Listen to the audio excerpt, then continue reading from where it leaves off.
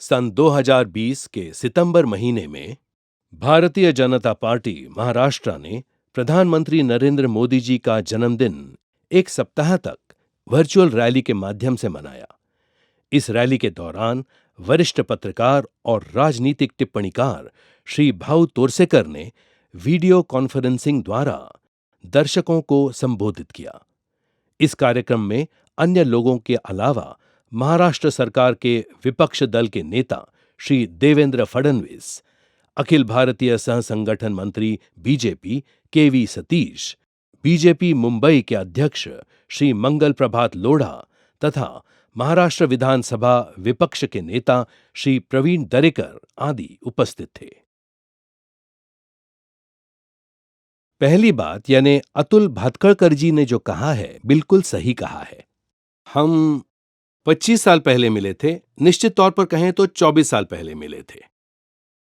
उस समय मैंने भाजपा पर समीक्षा की थी और आज भी करता हूं। मेरा ब्लॉग देखें, प्रतिपक्ष चैनल तो अभी शुरू हुआ है। मेरा ब्लॉग पढ़ेंगे तो जान जाएंगे कि पत्रकार को निष्पक्ष रहना चाहिए, लेकिन निष्पक्षता का मतलब केवल सत्तारूढ़ दल की समीक्षा करना नहीं होता, बल्कि पत्रकारों ने सत्तारूढ़ दल का विरोध करना चाहिए। और प्रधानमंत्री नरेंद्र मोदी जी का मैं प्रशंसक हूं, वो सिर्फ इसलिए कि मोदी देश के प्रधानमंत्री हैं, फिर भी सत्तारूढ़ दलों को ललकारते हैं और वो एक आउटसाइडर हैं। दिल्ली में कई सालों से जो व्यवस्था प्रस्तापित थी, उस व्यवस्था को ध्वस्त करना जरूरी था।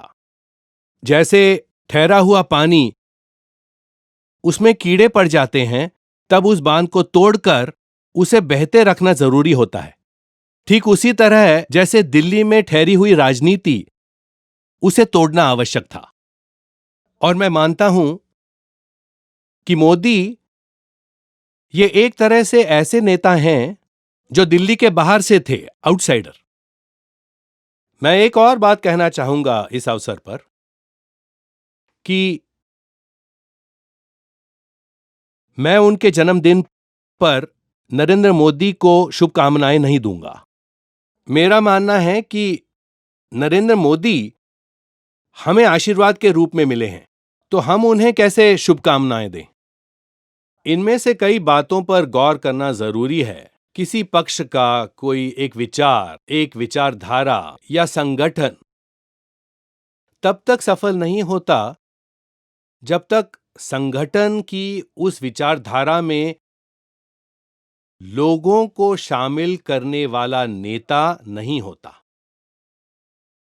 इनमें तो नेता कई होते हैं, लेकिन एक बात पर ध्यान दें कि नरेंद्र मोदी जी देश के प्रधानमंत्री हैं। आप कह सकते हैं कि वो देश के सर्वोच्च नेता हैं। जब भी मैं मोदी जी को देखता हूं, उनके भाषण सुनता हूं, उनके लिए निर्णय देखता हूं, एक पत्रकार की दृष्टि से परखता हूं, तब पता चलता है कि यह व्यक्ति आज भी एक कार्यकर्ता है। यही सबसे बड़ी बात है मित्रों, सबसे बड़ी बात है। जब जब कोई कार्यकर्ता से नेता बनता है, तब वो अपने अंदर के कार्यकर्ता को मार देता है। नरेंद्र मोदी की खास बात यह है कि यह व्यक्ति किसी भी पद पर बैठा हो, वो अपने अंदर के स्वयंसेवक को, संघ के स्वयंसेवक के स्वभाव को, कार्यकर्ता को कभी समाप्त होने नहीं देता। इसी बात पर एक बीती घटना बताता हूं। लोकसभा में नरेंद्र मोदी विजयी होंगे, इस पर साल 2013 जनवरी से अप्रैल में मैंने 27 लेख लिखे, लेखमाला लिखी, जिसकी बाद में एक किताब भी प्रकाशित हुई। मैं जो लिख रहा था उसका उद्देश्य था कि भाजपा इन्हें अपने प्रधानमंत्री के पद पर उम्मीदवार नियुक्त करें,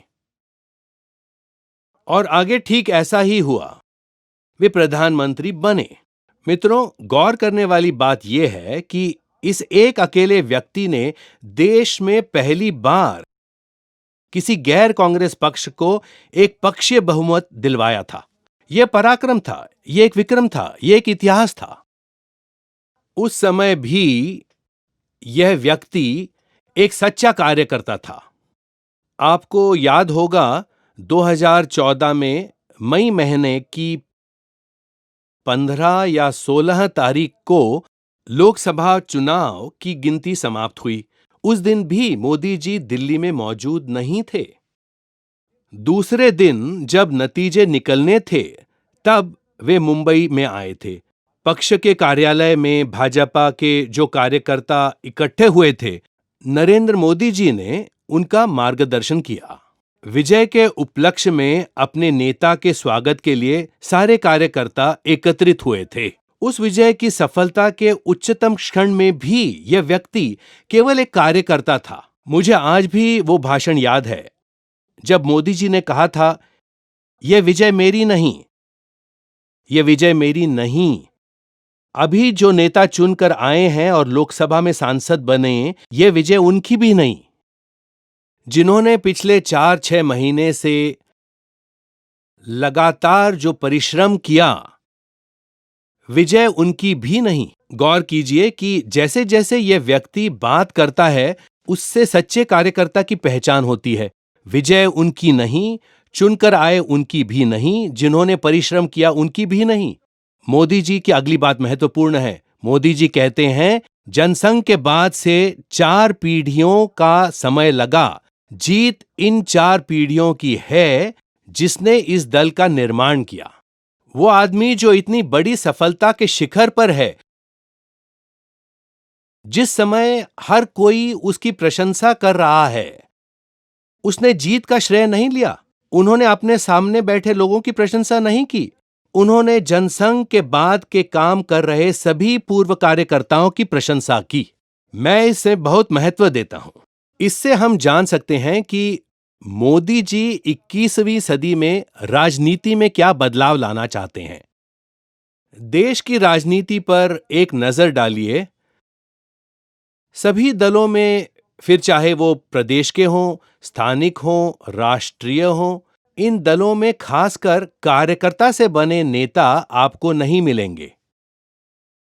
मोदी जी कार्यकर्ता से सबसे ऊंचे पद तक पहुंचे और इसलिए ये बात महत्वपूर्ण है। इस समय भी ये लक्षणीय है। हम सभी मोदी जी की काफी सराहना करेंगे, लेकिन मैं कहूंगा कि इस व्यक्ति की प्रशंसा करने या उनका अनुसरण करने के बजाय उनके हर काम का, उनकी हर बात का भाजपा के कार्यकर्ताओं ने अध्ययन करना चाहिए। आरएसएस ने हजारों स्वयंसेवक, लाखों स्वयंसेवक तैयार किए, लेकिन कोई भी कार्यकर्ता अगर किसी भी ऊंचे पद तक पहुंचता है, तब उसे कार्यकर्ता ही रहना चाहिए। ये जो शिक्षा डॉक्टर हेडगेवार से चली आ रही है, इस सीख पर अमल करने वाला एक व्यक्ति सबसे ऊंचे पद पर बैठा है। मुझे लगता है कि ये देश का और भाजपा का सौभाग्य है। ये बात आप जितना समझेंगे, दल को काम में उतनी अधिक सफलता मिलेगी। यहां मैं और एक बात कहना जरूर चाहूंगा। मैं इस व्यक्ति को इतना पसंद क्यों करता हूं? मैंने उन्हें करीब से जाना है। मुझे लगता है 2014 के चुनाव से पहले मोदी जी नियमित रूप से कई सभाओं, रैलियों को संबोधित कर रहे थे। दल में ही नहीं, बल्कि अलग-अलग समय पर, कभी विद्यार्थियों से, फिर वो दिल्ली का श्रीराम कॉलेज हो या पूना का फर्ग्यूसन कॉलेज हो, वे विद्यार्थियों से, नौजवानों से संवाद कर रहे थे। तब वे एक बात कहते थे कि इस करियर के पीछे मत जाओ, करियर के पीछे मत लगो। आप नौजवान हो और जिंदगी में कुछ बनना है, इस भ्रम को दिमाग से निकाल दो। नहीं तो बनने चले थे इंजीनियर और मार्क्स नहीं मिले तो बैंक में नौकरी कर ली या फिर टीचर ही बन गए। फिर उस काम में मन नहीं लगता, अपनी महत्वाकांक्षा पूरी न होने पर काम नहीं होता, दिलचस्पी नहीं होती, फिर दुखी रहते हो। तो कुछ बनने की मत सोचो, कुछ करने की सोचो। मैं उनकी बातों को ध्यान से सुन रहा था। कम से कम 4-5 ऐसे भाषणों में मोदी ने नौजवानों से ये बात कही, ये मुझे याद है। लेकिन फर्ग्यूसन कॉलेज पूना में इस बात के साथ उन्होंने और एक बात भी कही थी। वो थी, कि देखो, कुछ बनने की मत सोचो, कुछ करने की सोचो। और आगे कही बात बहुत महत्वपूर्ण है। शिवाजी महाराज कुछ करने निकले थे, बन गए। अब ये फर्क समझिए। केवल एक वाक्य में मोदी जी कितनी बड़ी बात कह गए कि शिवाजी महाराज कुछ करने निकले थे और महाराज बन गए। शिवाजी महाराज के आज हम 400 साल बाद भी गुणगान गा रहे हैं, उन्हें याद करते हैं, उनके इतिहास पर बात करते हैं। देश को मानना पड़ता है, विश्व को मानना पड़ता है कि शिवाजी महाराज राजा बनने नहीं निकले थे। वे कोई पराक्रम करने नहीं निकले थे, लेकिन हमें समाज के लिए, देश के लिए कुछ करना चाहिए कह के निकले और शिवाजी महाराज बन गए। उस समय मुझे एहसास हुआ कि इस व्यक्ति को प्रधानमंत्री क्यों बनना चाहिए। एक्चुअली मुझे लगता है मोदी उन्हें प्रधानमंत्री क्यों बनना चाहिए उस समय बता रहे थे। यह हमारा दुर्भाग्य है कि बुद्धिमान पत्रकार इतने निर्बुद्ध हैं कि उन्हें बातें समझ नहीं आई, अर्थ समझ नहीं पाए। मैंने जब मोदी ही क्यों, मोदी को बहुमत मिलेगा किताबें लिखी, कई लेख लिखे तो मेरा मजाक उड़ाया गया। कोई बात नहीं। 2019 में मैंने कहा था कि 300 प्लस सीटें मिलेंगी, मेरा मजाक उड़ाया गया। मुझे इन लोगों पर तरस आता है। सामने कोई व्यक्ति कुछ कह रहा है, सही या गलत बाद में तय करो, पहले उसकी बात तो सुन लो, समझ तो लो। मजेदार बात यह है कि ये लोग मोदी को समझते नहीं हैं और मोदी को हराना है, और यहीं पर ये चूक जाते हैं। इसलिए मैंने एक वीडियो बनाया था 2019 के चुनाव से पहले कि मोदी को हारना ही पड़ेगा, और वो वायरल हुआ। कईयों ने सोचा, भाऊ मोदी जी के हारने की बात क्यों कर रहे हैं? लेकिन मैंने मोदी जी को 300 से ज्यादा सीटें मिलेंगी भी कहा था। मैंने उसमें कहा था कि मोदी को 22 मई तक हारना पड़ेगा, क्योंकि उन्हें 23 मई को जीतना है। वोट गिनने के दिन जीत होनी चाहिए, बाकी रोज टीवी की चर्चा पर हारे तो चलेगा। अपना जो टारगेट है, जो लक्ष्य है, उस पर इस व्यक्ति की बड़ी करीब से नजर रहती है। हम सभी द्रोणाचार्य अर्जुन की कहानी जानते हैं कि द्रोणाचार्य अपने सारे शिष्यों को कहते हैं कि सामने पेड़ पर बैठे पक्षी की आंख फोड़नी है। सभी अपने बाण निकालकर धनुष्य पर चढ़ाते हैं, प्रत्यंचा खींचते हैं। तब वो कहते हैं, रुको, बताओ क्या दिख रहा है। तब बाकी सभी अलग अलग वर्णन करते हैं, लेकिन अर्जुन कहता है कि मुझे केवल आंख दिखती है, उसे पक्षी भी नहीं दिखता। और मोदी जी की यही खास बात है। मुझे लगता है कि जब आपने मोदी जी के जन्मदिन पर यह कार्यक्रम, रैली आयोजित की है, तो मैं कहूंगा कि उस मोदी को समझिए।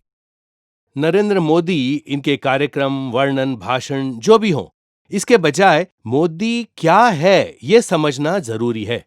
उनके समर्थकों को और उनके शत्रुओं को भी, क्योंकि उनके समर्थकों को भाजपा की अगली पीढ़ी तैयार करनी है, भाजपा को मोदी के बाद भी चलाना है, और उनके विरोधकों को मोदी को या भाजपा को हराना है। इसलिए दोनों को मोदी समझना जरूरी है।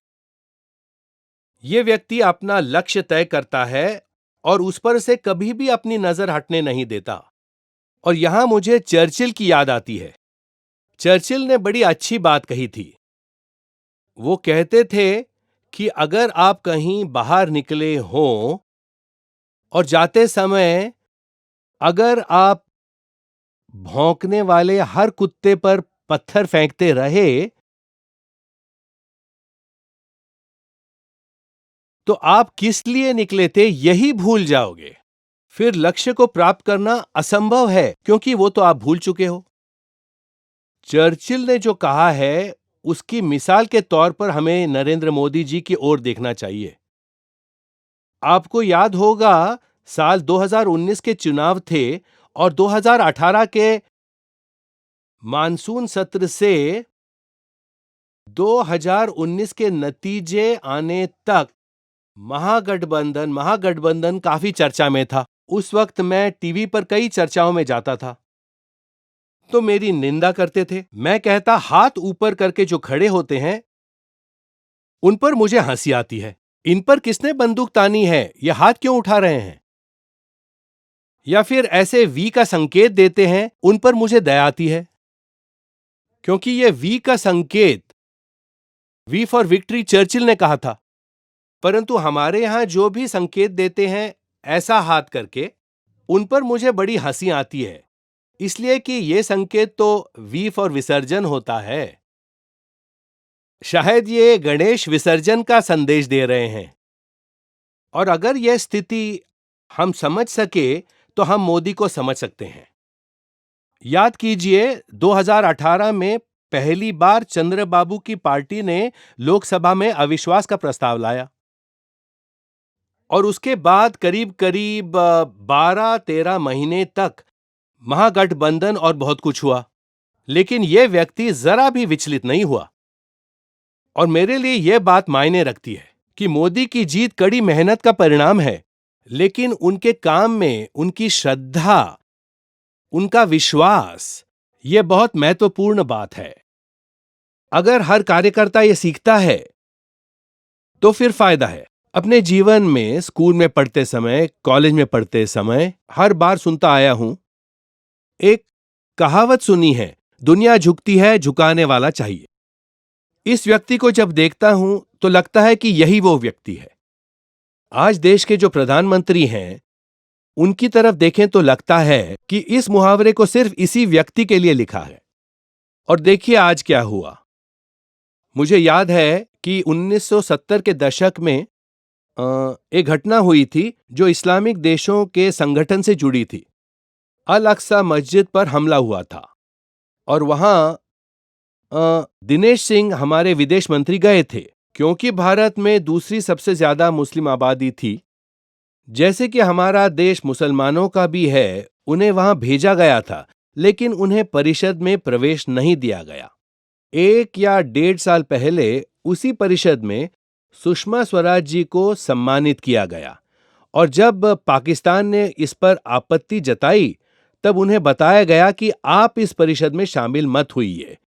इससे पता चलता है कि दुनिया झुक रही है। कई वर्षों तक अरब इजराइल लड़ाई में हमारा देश इजराइल को मान्यता देने के लिए भी तैयार नहीं था। मजे की बात देखिए, आज अरबी देशों और इजराइल के आसपास की स्थिति बदल गई है। यही अरब देश, वो मुस्लिम देश जिन्होंने कश्मीर मामले में हमारी कभी तरफदारी नहीं की, हम लाचारों की तरह उनके आगे पीछे भागते रहे। इजराइल दोस्ती की बात करता रहा, हम तैयार नहीं हुए, उन्हें मान्यता देने को तैयार नहीं थे। आज सब कुछ बदल गया है। मोदी जी ने पिछले 5 सालों में यह सब बदल डाला, यह हमें समझना होगा। सत्ता पलटने के बाद 2014 से 2019 तक मोदी जी लगभग 65 देशों में घूमे।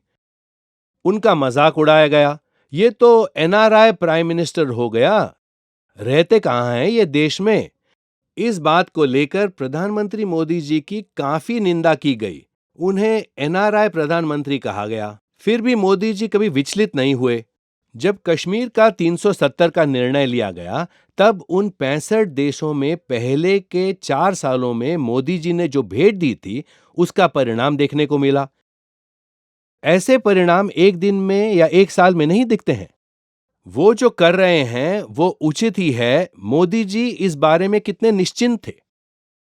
और एक बात मैं कहना चाहूंगा, एक बात जिसे आपसे कहना आवश्यक है कि 2014 में चुनाव थे और साल 2013 के बीच में जब नरेंद्र मोदी जी को प्रधानमंत्री पद की दौड़ में लाया गया, तब फिर मंदिर मंदिर मंदिर का प्रचार किया गया।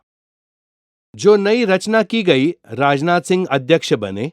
उसके बाद उन्होंने उत्तर प्रदेश की जो जिम्मेदारी थी उसे अमित शाह को सौंप दिया। तब उत्तर प्रदेश में पहली बार जाने के बाद अमित शाह अयोध्या गए, रामलल्ला के सामने नतमस्तक हुए। तब भी काफी बवाल मचाया गया था कि देखो, इनका राम मंदिर का एजेंडा है। लेकिन वर्ष 2014 से, या कहें कि वर्ष 2013 से 2019 के समाप्त होने तक मोदी जी अयोध्या गए ही नहीं। आप ध्यान से देखें, कश्मीर के चुनाव छोड़कर नरेंद्र मोदी जी ने गलती से भी कभी 370 की बात नहीं कही। इस पूरे समय में कश्मीर या उससे संबंधित विषय में चर्चा हुई, तब भी ट्रिपल तलाक के विषय पर भी मोदी जी ने कोई बात नहीं कही, ना ही कॉमन सिविल कोड पर। ये तीनों विषय उन्होंने सही समय पर कोर्ट में दाखिल किए और उन पर सही कार्रवाई की। मजेदार बात देखिए कि साल 1998 में जब पहली वाजपेयी सरकार या एनडीए सरकार गठित हुई, उस समय इन्हीं तीन मुद्दों को हटाने के बाद मित्रदल जुड़े थे।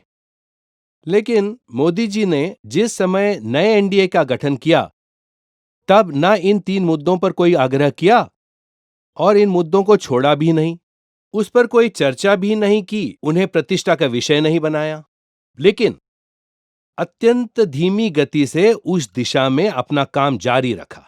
और जब समय आया तो उन्होंने एक जोरदार प्रहार किया। और अगर आप आज देखें तो कश्मीर कश्मीर आपको यह अजीब लग सकता है। लोग मुझसे पूछते हैं कि कश्मीर का क्या हुआ, तो मैंने बताया कि कश्मीर में फारूक अब्दुल्ला इत्यादि हैं, उनका केजरीवाल बना दिया। केजरीवाल मतलब क्या है? केजरीवाल रोज उठकर नायब राज्यपाल पर चिल्लाते रहते थे। अब जबकि यह दो भागों में विभाजित कर दिया और केंद्र शासित प्रदेश बनाए, इसके पश्चात जम्मू और कश्मीर में अगले मुख्यमंत्री राज्यपाल को अग्रहित नहीं कर सकते। देखो कैसे सुलझा दिया सब। पर ये बातें बोलकर नहीं दिखाई, बोलने की जरूरत भी नहीं। और ऐसे समय पर मुझे मास्टर ब्लास्टर सचिन तेंदुलकर की याद आती है। जब भी उस पर कोई समीक्षा की गई, तब सचिन तेंदुलकर कहता था, मैं जवाब नहीं दूंगा, मेरा बैट जवाब देगा। बैट यानी मेरा काम जवाब देगा। और इसकी मिसाल के रूप में आप नरेंद्र मोदी की ओर जरूर देख सकते हैं। चौकीदार चोर है, इन नारों से यह व्यक्ति डगमगाया नहीं, रति भर डगमगाया नहीं, क्योंकि उन्हें विश्वास था। और मैं मेरा भाषण अधिक लंबा नहीं करूंगा, लेकिन एक खास बात आपसे जरूर कहना चाहूंगा कि गांधी हमारे, वल्लभ भाई पटेल हमारे, ये रो रो कर कह रहे हैं। आज इसे कांग्रेस वालों को रो रो कर कहना पड़ रहा है। किसने कहा ये आपके नहीं हैं, लेकिन वे देश के भी हैं ना। गौर कीजिए मित्रों, अब हम लॉकडाउन से, कोरोना महामारी से गुजर रहे हैं। हम गांधी नहीं समझते होते, इस देश का दुर्भाग्य देखो, जिनकी तरफ नथुरामवादी कहकर उंगली उठाई जाती है, उन्हीं ने गांधी को समझा है और रोज उठकर गांधी नाम का जाप करते हैं। उन्होंने ही गांधी को जाना नहीं। गांधी अगर समझते नहीं मोदी जी, तो नोटबंदी का निर्णय नहीं ले पाते। और बताइए कौन चिल्ला रहा था नोटबंदी पर? हमेशा गांधी का जाप करने वाले। अगर नोटबंदी यह निर्णय जनता को तकलीफ देने वाला होता, तो इसका अर्थ है कि गांधी जी तो मोदी से भी अधिक डेंजरस थे। क्योंकि यहां मैं बैंक के खाते से पैसे निकालने के लिए लाइन में खड़ा था, मुझे तकलीफ हो रही थी। वहां गांधी जी ने तो कहा था, देश के लिए लाठी खाओ, गोली खाओ। अगर इसके लिए इतने लोग खड़े हो सकते हैं, तो नोटबंदी के लिए 50 दिन लाइन में खड़े नहीं रह सकते। इस बात को समझने वाले पहले गांधीवादी नरेंद्र मोदी हैं। और इनके विरोध में बोलने वाले क्या वो गांधीवादी थे? देखिए ये कैसा उपहास है। इस देश के विरोधाभास को हमें समझना पड़ेगा कि जो गांधीवादी हैं वो गांधी समझते नहीं। अब आप देखिए, उस 2013-14 में मोदी जी कई भेंट वार्ता करते थे। वो मुद्दे हमें समझने होंगे। जब उनसे पूछा गया कि वो देश को कैसा बदलेंगे, उनकी नीति क्या है, तो मोदी ने एक सुंदर बात कही थी कि सरकार के जो फैसले होते हैं, सरकार की जो नीति होती है, सरकार की जो योजनाएं सफल हो सकती हैं, अगर उन्हें एक जन आंदोलन बनाया जाए, तभी ये योजनाएं सफल होंगी। सरकार द्वारा किए गए एहसान मानते रहे तो काम नहीं होगा। वो कहते थे, जैसे क्या आप एक स्कूल में शिक्षक हैं? गांधी जी पूछते थे। हाँ, तो तुम मन लगाकर पढ़ाओ, स्कूल में बच्चों की एक अच्छी पीढ़ी तैयार करो, वे स्वतंत्रता का कार्य करेंगे। कितना आसान करता गया ये आदमी। और उसका अनुसरण आज जो कर रहा है, वो व्यक्ति देश का प्रधानमंत्री है। गांधीवादियों का दुर्भाग्य है कि वे सच्चे गांधी, आज के गांधी पहचान नहीं पाए। आज भी देखो, कोरोना महामारी, यह विपरीत स्थिति एक चिंता का विषय था। कोरोना का लॉकडाउन लगाना है, ये लॉकडाउन कितना सक्सेसफुल होगा इसकी चिंता थी। इसका उपाय इसे एक जन आंदोलन बना दिया मोदी जी ने। उन्होंने 2 दिन पहले तक किसी भी लॉकडाउन की कल्पना नहीं दी। उन्होंने लोगों को आह्वान किया कि लोगों, एक दिन 12 घंटे सवेरे 9 से शाम 9 तक जनता कर्फ्यू का पालन करेंगे। और इसमें कितनी मात्रा में लोग शामिल होते हैं ये देखा। और जो प्रतिसाद 22 मार्च के जनता कर्फ्यू को मिला, उसी समय तय हुआ कि लॉकडाउन लंबे समय तक चलेगा। कि सिर्फ उनकी एक आवाज पर तालियां बजाकर इसे एक जन आंदोलन बना दिया। लेकिन इस देश के बुद्धिजीवी और गांधीवादी भी इसमें बसे गांधी को पहचान नहीं पाए। कैसी अजब विडंबना है गांधीवाद की। आज हम जो देख रहे हैं कि कोरोना नियंत्रण में है, एक बात साफ है मित्रों, इस देश में जो प्रशासन व्यवस्था है, पुलिस, लश्कर, सारी आरोग्य व्यवस्था, ये सब कोरोना को नियंत्रित नहीं कर पाती अगर जनता का सहयोग नहीं मिलता। और एक बड़ी बात पर गौर कीजिए कि हर बार अंबेडकर का नाम कब लिया जाता है। मैं मनमानी करूंगा, इस देश का हर नियम और कानून तोड़ने का अंबेडकर ने मुझे अधिकार दिया है, यह एक बुद्धिवाद हो चला है। ऐसे समय इस अनुशासनहीन 130 करोड़ लोगों को अनुशासन में रखना और कोरोना को टक्कर देना आसान नहीं था। इसलिए जनता का विश्वास जीतकर जो लॉकडाउन हुआ वो सफल रहा, अन्यथा सफल नहीं होता। आज भी हम देख सकते हैं कि लगभग 80, 85, 90% लोग स्वेच्छा से इसका पालन कर रहे हैं। स्वेच्छा से पालन हो रहा है इसलिए संभव हो सका। और इसका पूरा श्रेय अपने साथ ले जाने वाले कार्यकर्ता को जाता है, ये याद रखें, आरएसएस का। ये व्यक्ति संघ का एक सामान्य स्वयंसेवक था। दल या संघ की शाखाएं कई जगहों से सहायता इकट्ठा करती हैं और बाढ़ भूकंप से प्रभावित लोगों की मदद करने जाते हैं। तब उनके पास बहुत पैसा या संसाधन नहीं होते, लेकिन ये जो सीमित संसाधन हैं, इनका अधिकतम क्षमता के साथ उपयोग करना, ये जो योजना सशक्तता है, ये जो सरलता है, एक ऐसा ही कार्यकर्ता देश के प्रधानमंत्री पद पर बैठा है। इसीलिए हम इसे नियंत्रित कर सके। नहीं तो दुनिया भर के विशेषज्ञों का कहना था, जुलाई अगस्त तक भारत में कम से कम 30 करोड़ से 35 करोड़ लोग कोरोना से प्रभावित होंगे और 50 से 60 लाख लोग मारे जाएंगे। इन जानकारों को झूठ साबित करने वाले उस व्यक्ति का नाम स्वयं सेवक नरेंद्र मोदी ही है। हम भाग्यशाली हैं कि ऐसा व्यक्ति सही समय पर, सही जगह पर बैठा है। इसलिए आज के दिन मैं नरेंद्र मोदी जी को कोई शुभकामनाएं नहीं दूंगा, क्योंकि नरेंद्र मोदी ये व्यक्ति और ये प्रधानमंत्री स्वयं हम सभी के लिए एक महान आशीर्वाद है। मैं यहीं समाप्त करता हूं। धन्यवाद।